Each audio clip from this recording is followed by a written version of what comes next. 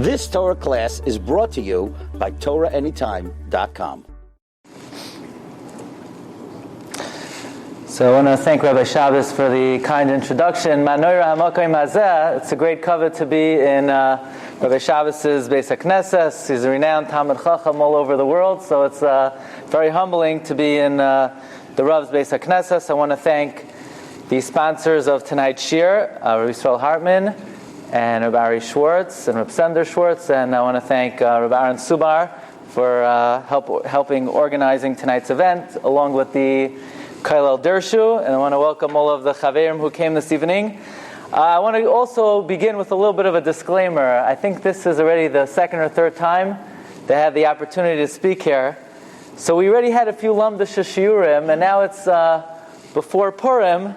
So to get a little bit into the Purim spirit, this year is going to be a little bit different, a little bit unusual, so bear with me. This is not going to be the typical shir, but Be'ezras Hashem Yisbarach, it's going to be something very inspiring and very important.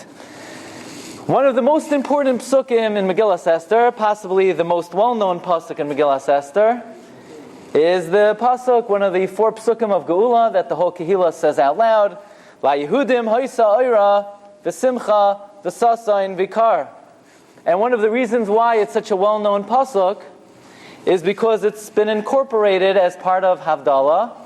And not only is it a minhag, but it's a minhag legislated already by the Rama. The Rama in Siman Reish Sadi Vav already mentions that one of the psukim that we say in Havdalah is the pasuk of La'Yehudim Hoysa Oira V'Simcha V'Sasain Vikar. It's quite nice how every Motzei Shabbos, and especially this year, where Motzei Shabbos and Havdalah really is ushering in the great day of Purim. But it's a beautiful thing that every Motzei Shabbos we're invoking a pasuk from Megillas Esther. In fact, we even add our own tefillah. We say, La'Yehudim Hoysa Oira V'Simcha V'Sasain Vikar, Kein Tiyeh Lanu. We don't do that to any of the other psukim mentioned in Havdalah. We say a lot of psukim in Havdalah. But nevertheless, it's the pasuk La'Yehudim Hoysa Oira V'Simcha that we're mispalel that the Rebbeinu Shalom should bring upon us in our times as well. So that's very important to note that this is a central idea in Havdalah. But what's very interesting is that La'Yehudim Hoysa Oira V'Simcha V'Sasain Vikar is not the only mention of Purim and not the only connection that we have in Havdalah to Purim. There's an ancient minhag, and it's already brought down in the Torah in the Beis Yosef, that as part of the besamim, the minhag is to take an atzei hadas and to use it for besamim. And the Torah says, what's the inyan of putting the hadasim with the besamim? To use hadasim for besamim. So the Torah says in Siman Reish Sadi Vav, says the Torah, V'noagu levarech al atzei hadas v'smach ledavar. You know, we lay it on every tainus. We say, Kol shomer Shabbos mechalaloi. We mention Shabbos in the Navi Yeshaya. The samachlei, and juxtaposed to that, is the pasuk Tachas hasirpad yala hadas. In the place of the sirpad, in the place of the nettle, in the place of the thorn, yala hadas, arises the myrtle, arises the hadas. So we have Shabbos, kol shomer Shabbos mechalaloi, and we have the mention of hadas, and therefore the Torah says it's correct, it's a beautiful minhag to use hadasim in as besamim. Beis Yosef brings down the same minhag, that we put hadasim in the besamim because of the juxtaposition of shomer Shabbos mechalaloi and tachas hasirpad yale hadas. But you know, this pasuk of tachas hasirpad yale hadas, we know the Gemara Darshans, Rav Shmuel bar Nachmani, the Gemara Megillah says that when they would give shiur about the Megillah, they would not just open with by learning the Megillah straight. They would always introduce it. They'd always introduce it with a Pesach, right? Rav Shmuel bar Nachmani, Pasach loy pischa lahai Parsha samehacha. He began his. You know, nowadays, fortunately, a rabbi comes somewhere, they have to begin with a joke. But you know, back then, they were smart. They know when rabbis say jokes, most people don't find them funny, right? So he said, might as well start with the Dvar Torah. If it's going to be a bad joke, you might as well start with the Dvar Torah. The Gemara Megillah gives 13 different introductions that various Amoraim gave as their hakdama to Megillas Esther. And the Gemara says that Rishon Bar Nachmani darshan the pasuk, Tachas hanatzutz yale beroish, the Sachas hasirpad yale hadas, and the Gemara darshans. The natzutz is Haman Arasha, who is Oived Avodah Zarah. He made himself into Avodah Zarah, and the Gemara brings a raya. Natzutz refers to Avodah Zarah. Who arises in his place? The Beroish, Mordechai. Mordechai is the Beroish. Mordechai is called Roish HaBesamim. He's the choicest of all the Besamim. He's the finest of all the Besamim. Like the Pasuk says, V'yato kach lecha Besamim Roish, and the Targum says, Mardachya. So immediately, sort of your mind is triggered when you think we have, what about the Besamim? The Besamim itself is a remez to Mordechai. So you have the Pasuk La'Yehudim Hoysa'ira. You have the Hadas, which is a remez to Esther. You have the Besamim, which is a remez to Mordechai. But the Hadas, Rabbi Isai, the Hadas in the Pasuk of V'sachas Hasirpad Yala Hadas, the Gemara Darshins refers to Esther. Shenikra Hadasa. By the way, just as an aside, it's very interesting. You know, how many times is Esther appear in the Megillah as Hadassah? So Rekech says only one time. Vayhi Oimein as Hadassah. And how many times does Esther's name appear in the Megillah B'chlal? 54 times. How many times does Haman's name appear in the Megillah? 54 times. How many times as Memuchan? 1 time. Zeh le'umazeh corresponds perfectly. It's an amazing thing. By the way, bear that in mind. 54 Hamans. What's the gematria of Emche? Emche is 54, says the Rokeach. Ki machai. What am I going to wipe out? Emche. I'm going to wipe out the 54 times that Haman is mentioned in the Megillah. If you take the oisios of the Aseres B'nai Haman, the Rokeach says, 54 oisios in the Aseres B'nai Haman. Says the Goin, how many letters in the Bimei Mordechai ve'Esther b'Shushan Habira? We have a little bit of a different girsa. 54 letters in the Bimei Mordechai ve'Esther. So there's an Inyan that, by the way, there's a Yalkut Ruveni, this just as an aside. If you take the Shem of Hashem, Aleph Dal Nun Yud, the Nun and the Dalid is the Kayach Hadin of the Shem Hashem. That corresponds. That's Haman. Haman is 54. The 54 mentions of Haman in the Megillah. I wasn't intending to mention this, but you know the Rokeach has tremendous ramazim on Megillas Esther. In fact, in the Manos Halevi, he says that when he reads and when he learns the ramazim of the Rokeach on the Megillah, he says, "Kama somach libi v'yagel kavoidi," to hear the ramazim of the Rokeach on the Megillah. It's mamish hafla of a fella. If you look in the Chumash and you count how many psukim in Chumash talk about Mechias Amalek. So you have in B'Shalach, the end of B'Shalach, you have 9 psukim. And then you have 3 psukim at the end of Kiseitze. So 9 psukim we lane on Purim, 3 psukim we're going to lane this coming Shabbos. So you have 12 psukim. How many words in the Chumash speak about Amalek? I don't know. So Rekeach says, yeah, in Parshas B'Shalach, you have how many words? 119 words. In Parshas Kiseitze, you have how many words? 47 words. Total of 166. How many psukim in Megillas Esther? 166 psukim in Megillas Esther. Rekech says the number of words in the Torah about Amalek correspond to the number of psukim in Megillas Esther. He says other ramazim. How many words in Halal Hagadol? There are 166 words in Halal Hagadol. The Rekech says, because it says in Halal Hagadol, Vayifrakenu mitzarenu. And who's the Ish Tsar v'oyev? There's only one Tsar in Tanakh, Haman. And immediately following Vayifrakenu mitzarenu is Noisin Lechem l'chol basar Sudas Purim. So these are some of the ramazim of the Rokeach. In any event, how do we come to that? I'm not sure. So this is the remez, Hadassah. Hadassah is the remez to the Besamim.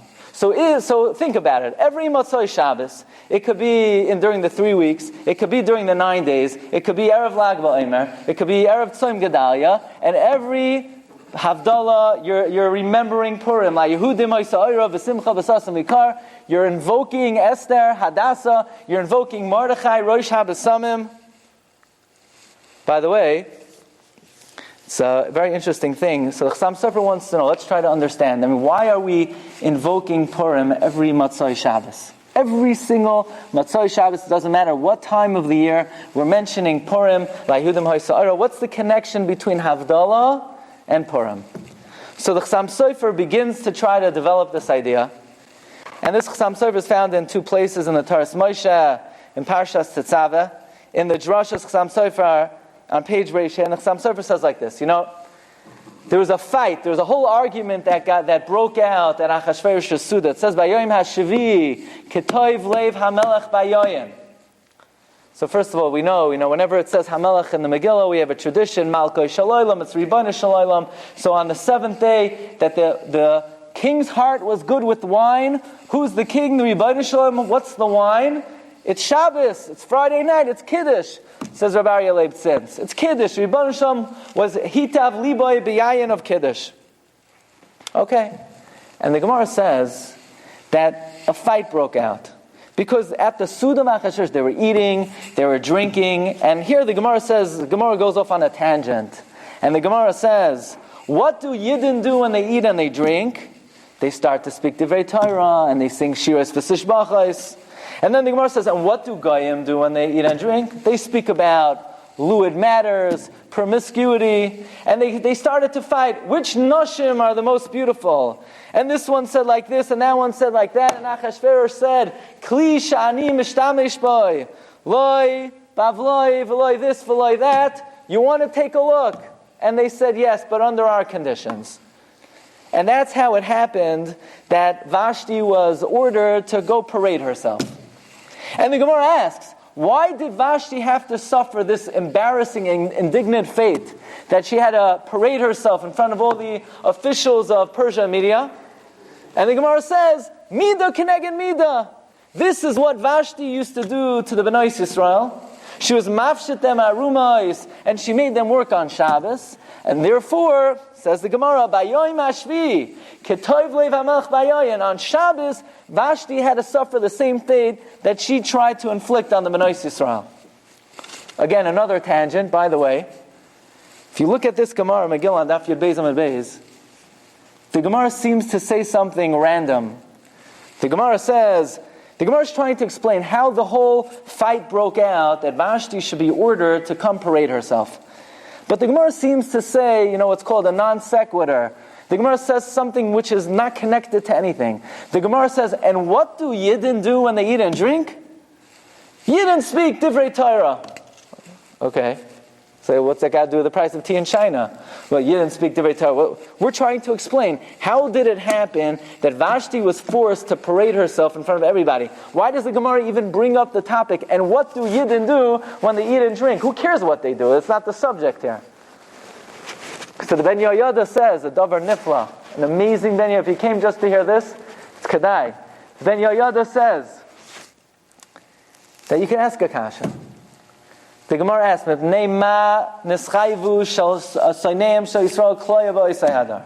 what did we do that warranted the worst decree in the history of Klal Yisrael? What did we do already? What did we do wrong? And the Gemara says, we were nene from the Suda of Achashveirosh. So think about what's happening. At the time that we were nene from the Suda of Achashveirosh, the Rebbeinu Shalom is already causing that Vashti should come out and parade herself, and she refuses, so she is killed, so that Esther has the opportunity to become queen. That means the Rebbeinu Shalom is paving the way for the Geula at the time of the Chet. How does that make sense? Here, Klal Yisrael are doing the Aveira that incurred the biggest Gezerah in the history of Klal Yisrael, and at that very moment, the Rebbeinu Shalom is knocking off Vashti so that Esther could take over? How could that be? Why did we do? Here we're being chayte, and the Rebbeinu Shalom is already paving the way. So says the Ben Yoyada, one second. But there was one zechus that Klal Yisrael had, that even though they were being neneh from the Suda of Achashveirosh, but lemaisa, what do Yidden do when they eat and drink? They say a Dvar Torah at the table. And in the zechus of the Divrei Torah that the Yidden said at their table, in the zechus of that Dvar Torah, the entire Yeshua of Purim happened. So next time, sometimes we sit at the Shabbos table. Okay, yes, Dvar Torah, no Dvar Torah, no. Says Ben Yehuda, the entire salvation of Purim happened because of the Divrei Torah that Klal Yisrael spoke at the table. That was the entire seeds of the Yeshua. Okay. Says the Chassam Sofer, every Motzei Shabbos, if you were Zoicha to keep a Shabbos, and you didn't have Vashti, the Mechashefa, down your throat, forcing you to do Malacha on Shabbos and desecrate the Shabbos, so that means you had the Zechus to do something that in the times of Purim they didn't have the opportunity to do. You were able to keep Shabbos. Memela, every Motzei Shabbos, you have to remember Simchas Purim. Could you imagine what would have happened if we would still be under the jurisdiction of Vashti? We wouldn't be able to keep Shabbos, says the Chassam Sofer. So therefore, every Motzei Shabbos, you need to remember Esther, the Hadassim, the Besamim, Mordechai, Yehuda Ma'aser, because Vashti was geyser that the Bnei Yisrael couldn't keep Shabbos. Okay, it's still difficult to understand. That's the whole thing. That's the whole reason why every Motzei Shabbos we have to relive Purim, because Vashti was geyser that the Bnei Yisrael couldn't keep Shabbos. I mean, Chanukah also. Chanukah, one of the things they were geyser was against Shabbos. And there's no Indian of singing Haneres Halalu and Havdalah. Right? You ever hear such a minhag? You light Ner Chanukah during Havdalah. You sing, Yevanim, Nikbetzu Alai, Merov Havdalah. What do you mean? The Yevanim were geyser on Shabbos. Okay, let's get past that. So what's the Indian that every single Motzei Shabbos we have to relive the story of Purim, like Yehudim Haisar? By the way, there's more. There's more. For the Ner Havdalah, l'chadchila, it's not enough to have a Ner. L'chadchila, Shulchan Aruch says in Siman Reish Tzadi Ches, look at number 11. Shulchan Aruch says, mitzvah min ha-muvchar levarech al avuka. It is a choicest mitzvah to make a bracha on a torch. Says the Rama, v'ner sheyesh lo shtei psilos mikri avuka. A ner that has 2 wicks is called a torch. Okay, what's that going to do for us? Well, there's another Chassam Sofer. In the Drashas Chassam Sofer, Daf Kuf Mem Ches, on the 3rd column, Chassam Sofer, just Agavorcha, uses a very interesting terminology. The Chassam Sofer says, we know that Golos Madai is called Chashecha, right, by the Bris Ben HaBesarim. It says, V'hine, Ema, Chashecha, Gedoyla, Noifeles Alav. So says the Chassam Sofer, Ema is Golos Bavel, Chashecha is Golos Madai. So Madai is called darkness. Says the Chassam Sofer, but there's a Medrash in Shmuel on the pasuk, Ki ata toyer neri, Mordechai, Elokai yagia cheshki, Esther. Golus Madai is called darkness. Mordechai and Esther are called 2 candles. Says the Chassam Sofer. Look at the last words in number 13. Umashal de Mordechai ve Esther lamahu doimeh l'shtei neiros. What is Mordechai and Esther like? Who are they compared to? 2 candles. So it's like the entire Havdalah is reliving the Purim story. La'Yehudim ha'isayra v'simcha v'sasa mikar. Besamim, Rosh HaBesamim is Mordechai. Hadassim in the Besamim is Esther. The 2 Neiros, the Avuka, is Mordechai and Esther. What in the world are we doing reliving the Purim story on Motzei Shabbos? What's that got to do with Motzei Shabbos? The guy's in the middle of the 9 days. It's Erev Tisha B'Av. He's making Havdalah. He's remembering Purim. I saw in a Sefer, the Shvilei Pinchas, he wants to add that some have a minhag that when they say like Yehudim Ha'isa'ira, they pick up the ner. They lift up the ner. Okay, I don't know that it's brought down anywhere, but many people do that. But Lefi, what we're saying, it comes out very good. Because the ner represents Mordechai and Esther. And like Yehudim Ha'isa'ira is talking about the Yeshua Purim, so we're Meshalev u'Mitztaref, the 2 together, so we lift up the Avuka while we say like Yehudim Ha'isa'ira. But there has to be something more to it. There has to be a deeper reason why the entire ritual of Havdalah is commemorating the miracle of Purim. Let me tell you a very important Gemara. The Gemara Masechta Megillah on Daf Hey Amud Beis asks the stira. In the beginning of Parak Tes of Megillas Esther, so Mordechai gets up and he makes the following announcement. He says, good times are coming. We're going to make a new day on the calendar, and it's going to be a day of Simcha. And everybody says, yeah, Simcha, we love Simcha, we're all, great idea. And then Mordechai says, Mishta. Yeah, Gevaldik, this is our type of Gadol. He's our Gadol. And then he says, Yom Tif! Boo, he's not our Gadol. Yom Tif? No, we're not Makab. We don't.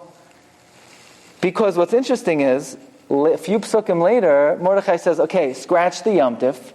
It's going to be Mishteh, Simcha, Matanas of Yoinim. Ve'ilu Yom Tif, he doesn't mention. So Gemara has a kasha. What happened to Yom Tif? In the beginning of Parak Tes, Mordechai says, Mishteh v'simcha v'Yom Tif. And at the end of Parak Tes, Mordechai forgets the Yom Tif. He doesn't mention Yom Tif. And the Gemara says, that's right. Hesped v'tainis kabilu alayu.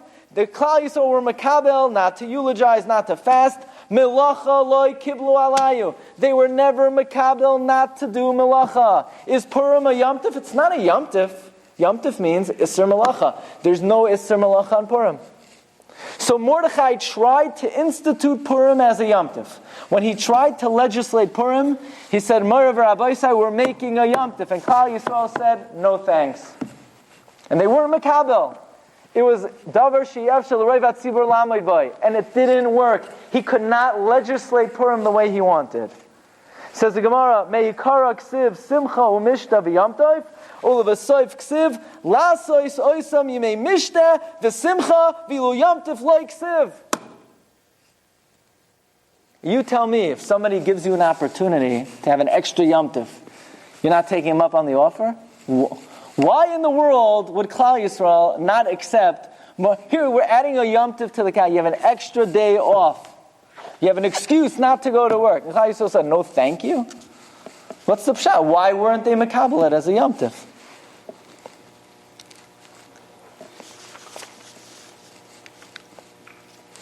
So by the way, we know that Esther had how many maidservants?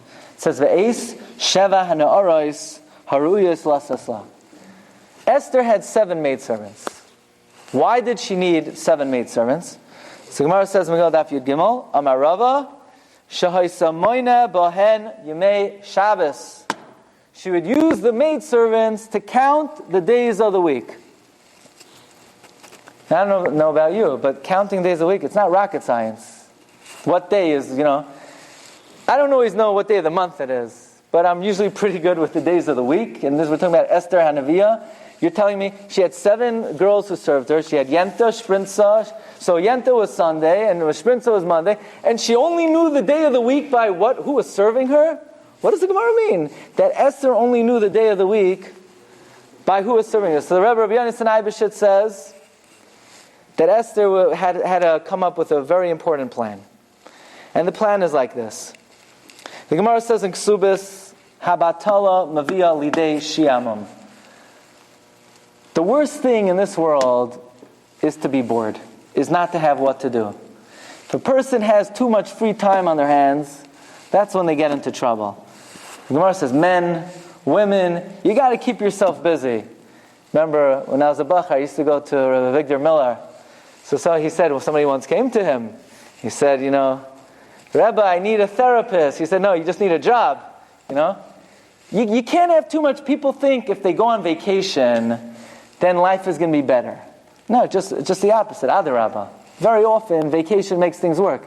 The best thing is to be busy, and then fall asleep at night. The second you have too much time to think, what's going to be with this, what's going to be with that, it's not good to have too much time to... And Esther knew that. And Esther knew she has to keep busy.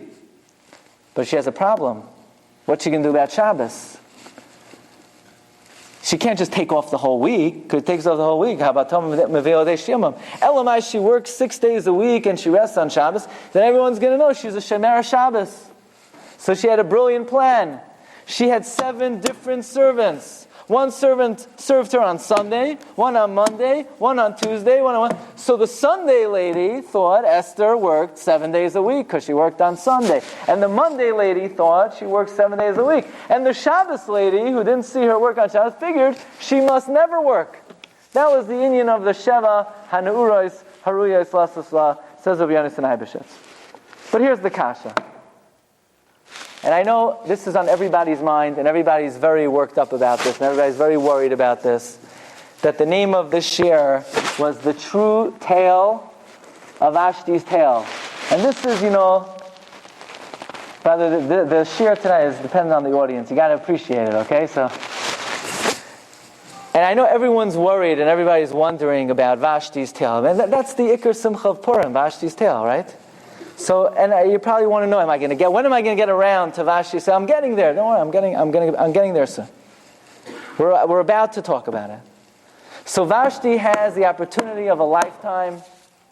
She's invited to parade herself in front of all of Persia and Media. And the pasuk says, "Vatimoin Vashti." Vashti refuses.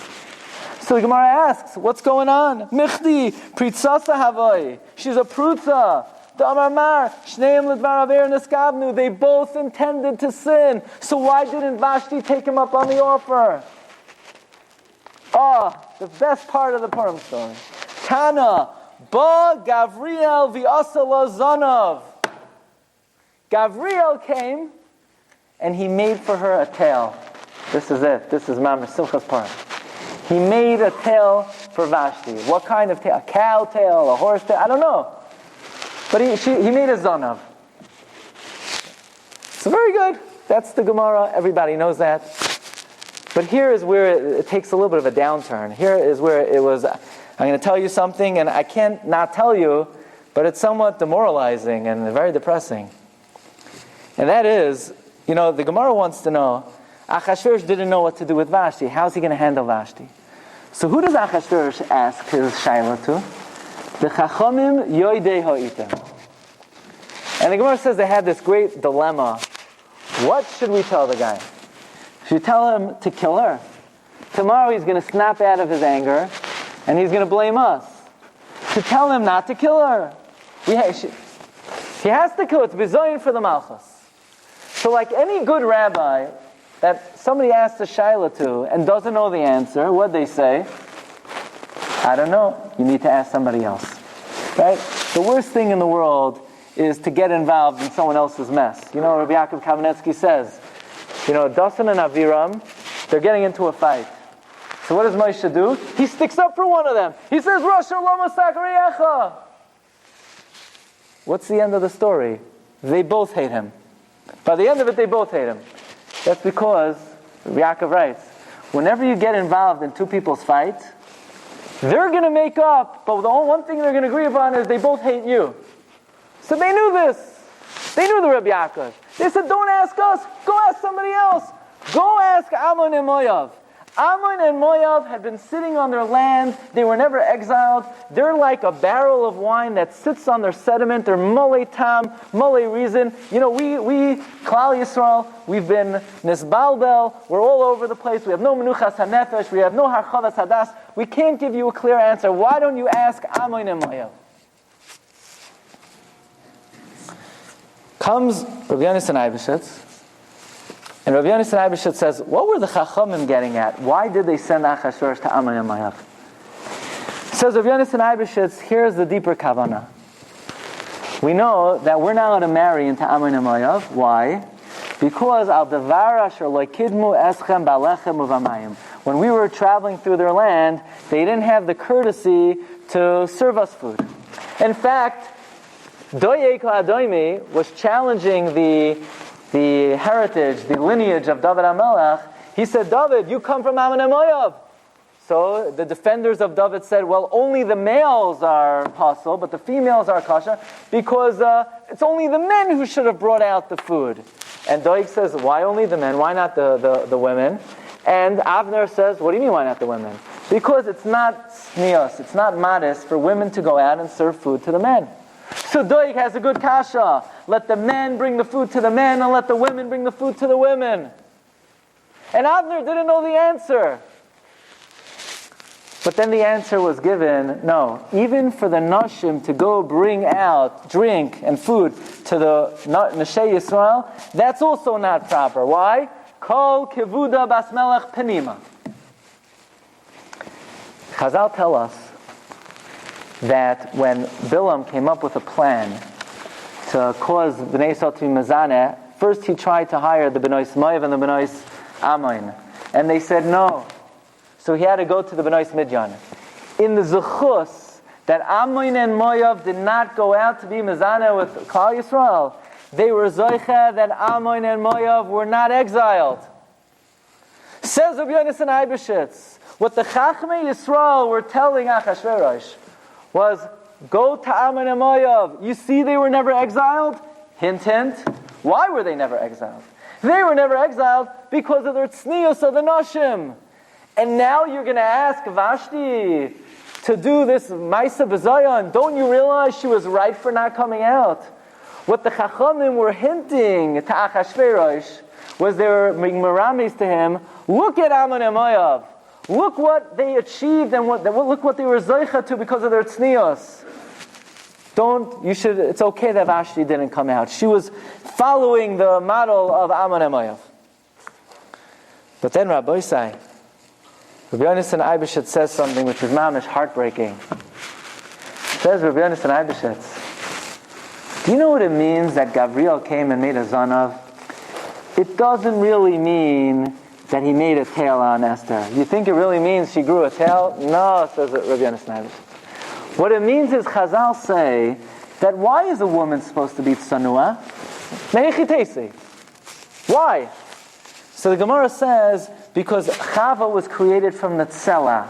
Right? So machlokes in the Gemara and Brachos, whether shnei partsufim. One Mandamar says there were two heads back to back, that they never saw each other. The other Mandamar was he took her from the tzela. What is that shita called in Shas and Gemara and Brachos? The shita that the Rebbeinu created Chava from the tzela, it's called zanav. And the Gemara says that because Chava was created from the tzela, which is a makoy mechusa, a makoy mutzna, that's why kol kevuda bas melech penima. So listen to Rabbi Yonasan Eibeshitz. When Chazal say that Gabriel made a tail on Esther, it doesn't mean he made a tail. What? Oh, good, he's just paying attention. When he said he made a tail on Vashti, it doesn't mean that he made a tail. It means he engendered in her the midah of zanav. He engendered in her the midah of tzela. That's the midah. The Gemara says, why is kol kvuda bas melech panima? Because Hashem created an isha from the tzela. The tzela shita, the shita of tzela Shas calls zanav. So it doesn't really mean he made a tail. What it means is that he engendered in Vashti the midah of tznius. Because tzela is a reference, zanav is a reference to tzela. So I have to tell you a very personal feeling. This was devastating to me. So then what? Vashti didn't have a tail? Can you imagine? You come home at the Purim Suda, and you tell your children, you tell your Einiklach, Vashti didn't have a tail? I mean, it's like you're not bikaros, so you didn't have a tail. So I think it's a good thing we came together tonight, a few nights before Purim. The mitzvah liyashvoi. How could we explain how really Vashti had a tail? Otherwise, it might disturb Shalom Bayis. We don't know the repercussions of such an idea. So what's Takab Pshat? But Rabbi Yonasan Eibeshitz said she didn't really have a tail. So Baruch Hashem Yoyer Einai. Now I want to tell you a psikta. Okay, this is not Purim Torah, this is real. I want to tell you a psikta. The psikta, by the way, it's psikta Rabasi, Parsha Yadad, and it's quoted in the Tosos Yishanim in Masechta Yuma. Let me tell you a story. Once upon a time, there was a Yid who had a cow. And the cow worked 6 days a week. And the cow, he was owned by a Yid, did not work on Shabbos. And the Yid fell in hard times. He lost his money. So he had to sell the cow to a guy. And the guy bought the cow, and it was Sunday and the cow worked, and it was Monday and the cow worked, and it was Tuesday and the cow worked, and it was Friday, and all of a sudden, Shkia, and the cow stopped. So the guy figures, it was a long week for Elsie, and he had Rachmanis. Shabbos morning, he said, no, let's get to work. Cow doesn't budge, the cow doesn't move. So he takes his club and he bashes the cow over the head. He's slamming the cow doesn't budge, the cow doesn't move. So he goes back to the Yid, it's a mekach tos. I bought a cow that could work 7 days a week. I didn't buy a Jewish cow. So he said, I want my money back. So the Yid comes, he says, I need to have a word with Elsie. So he bends down and he whispers into the cow's ear, look, on Shilduk Mir, when you used to work for me, you had off on Shabbos. But because of my sins, I had to sell you to a guy. Now you're allowed to work, so do me a favor. This is not going to be good for the mishpacha. If I have to take you back, I need the money. Do me a favor and work. The guy started sittering. The guy said, what kind of cow is this? Like a kishuv cow? I don't want the cow. Tell me if you don't tell me what you said to the cow, I'm not going to keep the cow. So the Yid said, look, I told the cow that it's a mitzvah for you to work now because I sold you, and you got to follow, you got to listen. And this guy was so inspired, this guy was so moved, he said, Madach, a cow that has no bina, seichel, and das, listens to its master. Me, who the Yivashim gave me a brain, alachas kama v'kama, he ran away, uvinis gayer. Okay. So that we could have a Project Inspire. They should advertise. Look, even you could do Kirov, right? Anyone could do Kirov. Beautiful, right? Says the Gemara, but he didn't just convert. V'lomad, he learned. V'zacha l'Torah, he became a Talmud Chacham, this guy. And not only did he become a Talmud Chacham, v'hayu kairin shmai Yochanan ben Tairasa, he became a Tana. Yochanan, the son of the cow. And Ad HaYom Hazeh, they still say Divrei Torah in his name. And if you wonder, how could a person come closer to Hashem from a cow? You never heard of the Parah Aduma? This is the Medrash on Zois Chukas HaTorah. So I'm thinking to myself, and I'm scratching my head, Yochanan ben Tairasa. Who's Yochanan ben Tairasa? So I did a search. I looked through all the Sfarim. Where is Yochanan ben Tairasa found? So I have my friend over here is an anical of the Seder Hadoros, right? Rabbi Glatstein. So that's one of the places that I looked. And he brings down a few of the Mamorim that Rabbi Yochanan ben Tairasa is quoted. I found 3 Mekayimos in Parsha Bal Peh, 3 halachos that Yochanan ben Tairasa said, again inspired by the cow. Halacha number 1. Listen to this. Look in the Gemara in Yuma, Daf Tes number 24. Amar Rabbi Yochanan ben Tairasa, Mibnei ma charva Shilai. We had a Mishkan in Shilai. It stood something like 369 years. Why was Shilai destroyed? Mibnei shahayu ba shnei dvarim, because there were 2 averos taking place. Number 1, Gilei Arayos. Number 2, Bizayon Kodshim. And I'm thinking to myself, sounds awfully like Sudas Achashveirosh. Yeah, but what was one thing got to do with the other? Right? We know Sudas Achashveirosh. He wants Vashti to come out, and he'd take out V'kelim, Shanim, Bizayon Kodshim. That's the greatest example of Bizayon Kodshim. The second halacha of Yochanan ben Tairasa. Very interesting halacha. By the way, on that Gemara in Yuma Daf Tes, Tosfos Yeshanim says, who's Rabbi Yochanan ben Tairasa? He's the guy who was inspired by the cow. Tosfos. Okay. There's a second memra of Rabbi Yochanan ben Tairasa. You ever go to a Sheva Brachos and the guy gets up and the guy says, I'm not really prepared. And you think to yourself, you're not prepared, so why do I have to listen to you now? Or sometimes the guy says, I was thinking of saying, but So bad enough I have to hear what you're going to say, now I have to hear what you're thinking of saying also. People say, I'm not really a speaker. So why are you speaking exactly, But people don't realize that if you're going to speak in front of the tzibur, you got to prepare. You have to make sure you know what you're going to say, otherwise it's bittul zman. You're wasting everybody's time. Say, okay, that's, maybe it's a nice thing. No, it's not a nice thing. It's a halacha. There's a medrash that says before you get up to speak before the tzibur, you have to chazer over what you're going to say 4 times. Really? Yeah. Brother, there's a halacha if you're going to lane. You're about Koreh. I laned it 50 times already. I saw halacha. Whenever you lane, you need to prepare 4 times. Yeah, but I have a computer memory. I don't forget a thing. Whatever you do, you got to prepare 4 times. Really? Is that a halacha? It's learned out from the medrash. The medrash says, look at this. Look at number 25. Davar achem. Oz ra vayisapra. Amri rabbanon. Sarich Adam Liyos Noitel Mashal Loimar Pirkai Ayagadasai Ay Midrashai Bishashim Avaksham Batzibor. You need to prepare what you're going to say. Lo Yoimar Hol Shani Yodeh Bayafe Kshakans Litter Shani Yoimar. Don't say I already gave this drasha before, so I don't need to prepare it. No. Where do we learn it from? Amar Rav Acha min haloi kimat halamed. You learn it from the Rebbeinu Shalom that the Rebbeinu Shalom did not teach one halacha to Moshe Rabbeinu until he reviewed it and prepared it 4 times. Says the Medrash, once upon a time there was a man by the name of Rabbi Yochanan ben Tairasa, and he was walking with Rabbi Akiva, and Rabbi Akiva said, "No, tell me Advar Torah." And he said, sorry, I did not prepare 4 times. So I can't talk right now.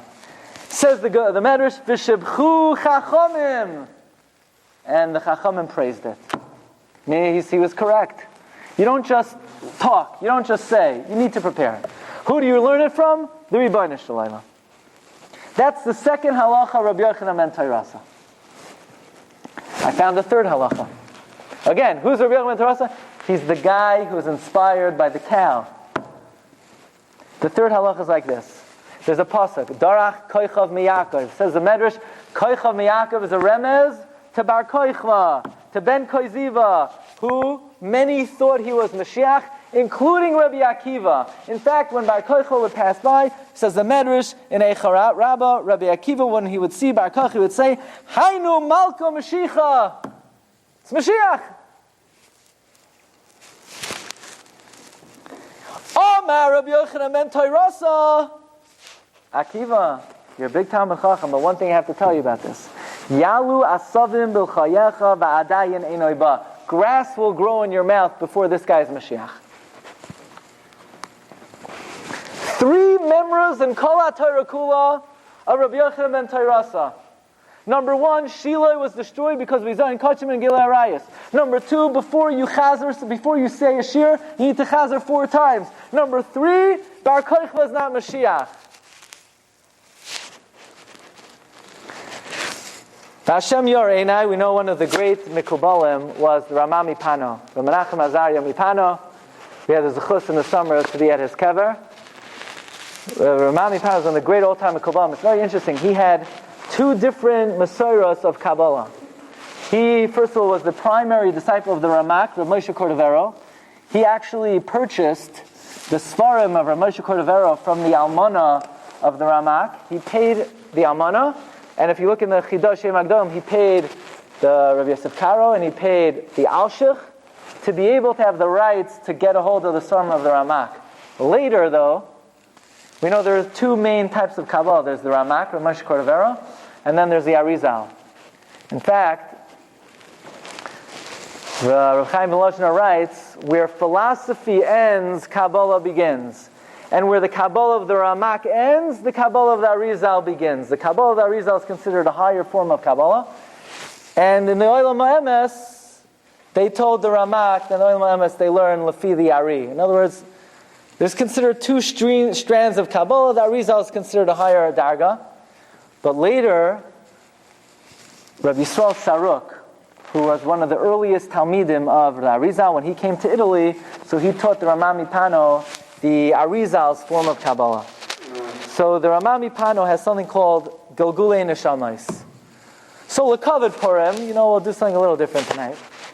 I want to share with you what the Rama MiPano says about this episode of the cow and Rabbi Yochanan ben Terasa. So the first revelation of the Rama MiPano is, do you know who this cow was who didn't want to work on Shabbos? Vashti. And I was so happy. Because now, Baruch Hashem, Vashti has a tail. Now it's not the tail that you thought of. Avada Rabbi Yonasan Eibeshitz is right. Gabriel didn't really put a tail on Vashti. But when she came back later on, of course she had a tail. So don't worry, the Messiah is correct. You could tell your children, your grandchildren, Avada and Avada, Vashti. But it's a little bit of a different type of tail than you always thought. Okay, so it's kedai to come tonight just to hear the true tale of Vashti's tail. But comes the Rama MiPano and he has another revelation over here. That who was this gentleman who was inspired by Vashti? He was none other, this guy was the Gilgal of Achashveirosh. And it's always a pella, at the end of the Purim story. So what happened to Achashveirosh? If I could share, I'm going to digress for a moment. It's Kedai. Just bear with me. It's Mamish. This is Oyoim B'Noira. This is from a different share, but I'm going to say right now, just very quickly. At the end of the Megillah, the third to last pasuk of the Megillah, Vayosem Hamelech Achashveirosh Mas Al Haaretz V'Iyeh Hayam. What's the third to last pasuk of the Megillah? That Achashveirosh taxed the people. Who cares? This is the end of the Megillah. How does the Megillah end? By the way, Achashveirosh taxed the people. It's bad enough I have to worry about my own taxes. I have to hear about Achashveirosh's taxes. Especially, what's the next pasuk after this? The next pasuk after this is V'chomasei sakpa yigvurasai farashas gduas Mordechai asher gidloi hamelech halayhem kisum sei b'divrei hayom machem adai ufaras. That if you want to know about the grandeur and the majesty and the political connections of Mordechai, and you want to know about all of the palace intrigue, you got the wrong book. You're not going to find anything in Megillah Esther. For that, you need to open up the Chronicles of Persia and Media. So what's the Megillah getting at? What's the Megillah getting at? The Megillah wants you to open up the Chronicles of Persia and Media. What's it saying? It's saying, if you want to find out about Mordechai, open up the Chronicles of Persia and Media. So says Rabbi Cheskel Abramsky, this is the Iker Nakud of Megillah Esther. What the Megillah is saying is that there is nothing in this book that is for historical context. There's nothing in this book that just gives you a better perspective of the times. What the Megillah is saying is that every single detail of Megillah Esther is written to help you appreciate and enhance your understanding of the miracle. So how do you make sense of the pasuk right before that Achashveirosh taxed the people? Who cares that he taxed the people? This is the kasha of the Brisker Rav. So I want to tell you a Chiddush Noira. If you look in Sefer Ezra, I believe it's Parak Vav, it says over there that the Jewish people return to Eretz Yisrael and they start to rebuild the second base Hamikdash. The problem is they have no money. So there's a man by the name of Daryavesh.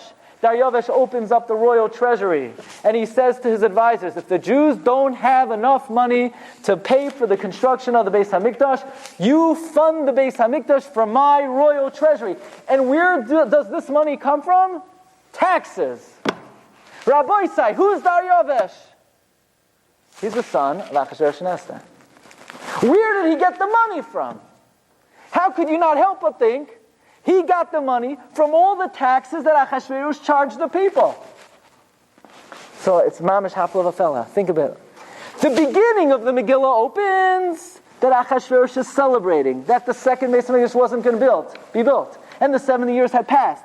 Eternal doom for Klal Yisrael. And by the end of the Megillah, Achashveirosh has become the chief fundraiser of the second Beis HaMikdash. Talk about irony. The Megillah begins that Achashveirosh is celebrating Churban, eternal Churban. By the end of the Megillah, he's taxing the people. So if you would go to the second Beis HaMikdash, there might be a big plaque on it. This building is brought to you by the generous donation of the collection of Achashveirosh. So you want to know what happened to Achashveirosh? Well, first of all, he became the chief fundraiser for the second Beis HaMikdash. But according to the Rama MiPano, he eventually was niskalgel, and he became the Tana, Rabbi Yochanan ben Teirasa. And then the Rama MiPano adds, V'oz haya tikuna. And he had a tikkun as the Tana Rabbi Yochanan ben Teirasa. V'Hashem yoyer einai, that there are only 3 members of Rabbi Yochanan ben Teirasa and Shas. And if we say that he became this Tana to be Mesakein Achashveirosh, then it's half of a fella, the 3 things that Rabbi Yochanan ben Teirasa said. Number 1, we know what was one of the big infractions of Achashveirosh. The Suda. What did he do wrong at the Suda? Gilui Arayos and Bizoi Kodshim. So Rabbi Yochanan ben Teirasa comes back to this world, and he needs to be Mesakein, the inyan of Gilui Arayos Ubizoi Kodshim. So the first memra he says is, Amar Rabbi Yochanan ben Teirasa, Lo nechreva shiloi elamimnei Gilui Arayos Ubizoi Kodshim. Achashveirosh had another problem. You know what his other problem was? He could never make up his mind. He was a melech hafachpach. He could never get the story straight. Sometimes this way, dre it this way, dre it that way. He never had things straight. So the second memra of Rabbi Yochanan ben Teirasa is that when you give shiur, you better be clear, you better prepare your teaching 4 times. I don't want to hear the other yad or this way, that way. No, 4 times klar as day. But there was one other chait of Achashveirosh. And that is, he's celebrating a Suda that what? That the Navi Yirmiyah said 70 years are up. When 70 years are up, the Geula is going to happen. And Achashveirosh miscalculated, and he wrongfully said the Geula is not coming. So how is he going to be masaking that? So the way he's masaking that is when Rabbi Akiva thinks the Geula did come. Now Rabbi Yochanan ben Teirasa says, no, Rabbi Akiva, this is wrong. Grass will grow b'chayecha if this guy's the Mashiach. Timasakein mida kineged mida the chet of Achashveirosh. There are 3 members of Rabbi Yochanan ben Teirasa and Kol HaTorah Kula. Each one is mamish meduyak to be masakein some of the infractions of Achashveirosh. It's amazing irony. You know, by the end of the story, Achashveirosh is first the chief collector and fundraiser for the second Beis HaMikdash. He's teaching Torah, you know, he's a Tana.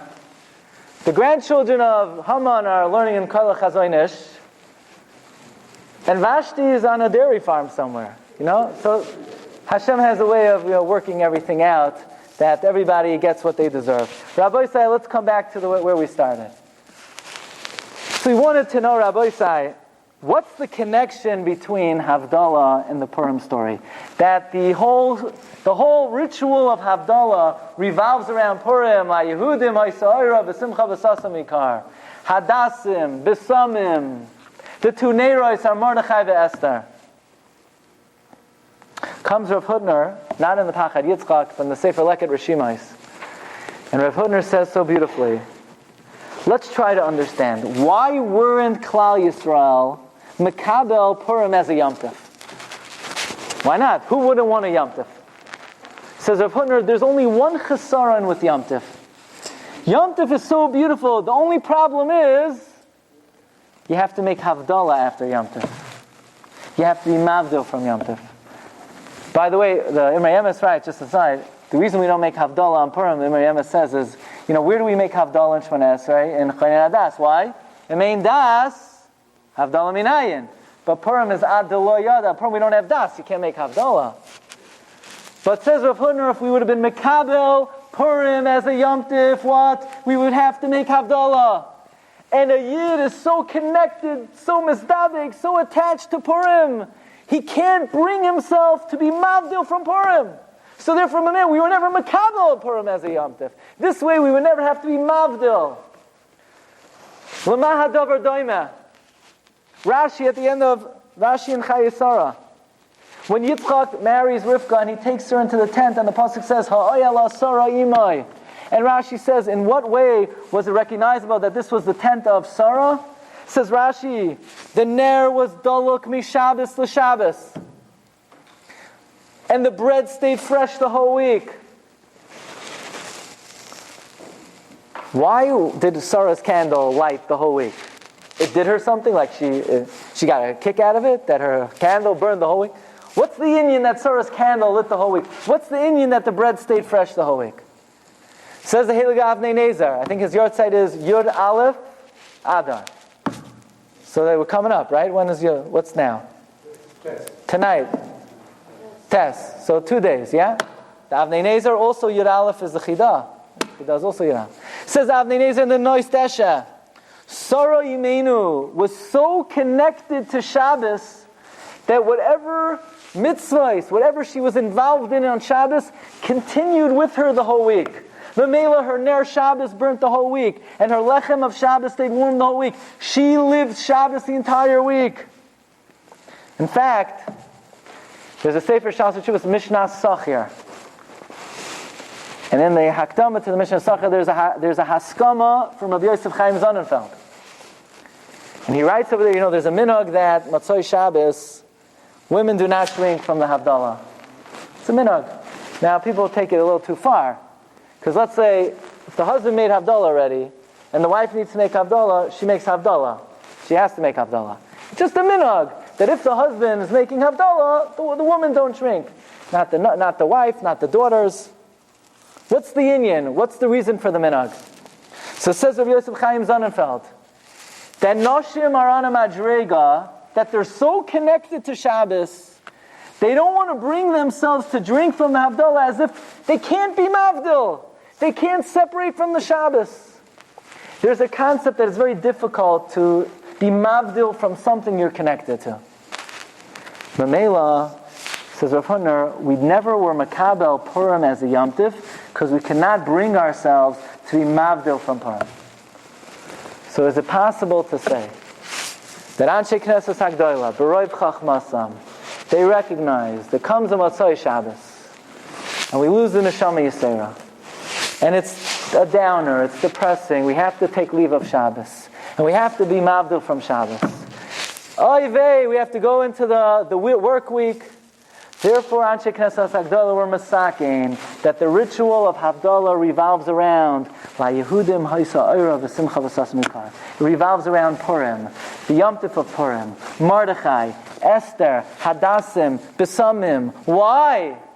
Because even though we have to be mavdil from Shabbos, there's one thing a Yid never has to be mavdil from. We never have to be mavdil from Purim. As they say, Agan Siar Purim. Purim is something that the neshama of a Yid is so davuk to that we couldn't even be makabel it as a Yom Tif.